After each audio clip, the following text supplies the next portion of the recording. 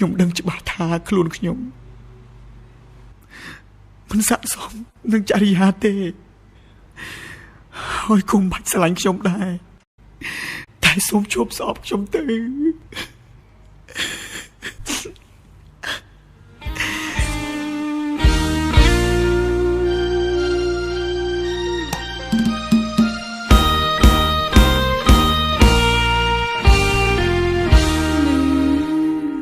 បងពលក្តុកក្តួ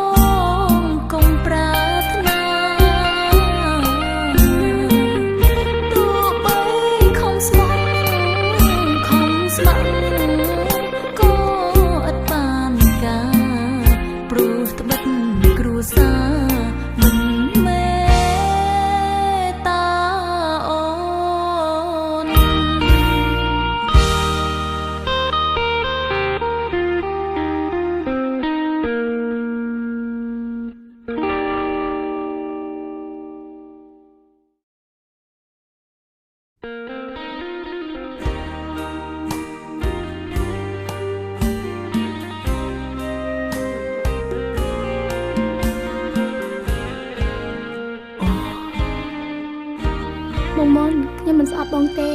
តែពួកយើងទាំងពីរក៏មិនអាចទៅរួចដែរខ្ញុំដឹង ខ្ញុំដឹងខ្លួនឯងច្បាស់ណាស់ចរិយាមិនស្អប់ពើខ្ញុំសប្បាយចិត្តណាស់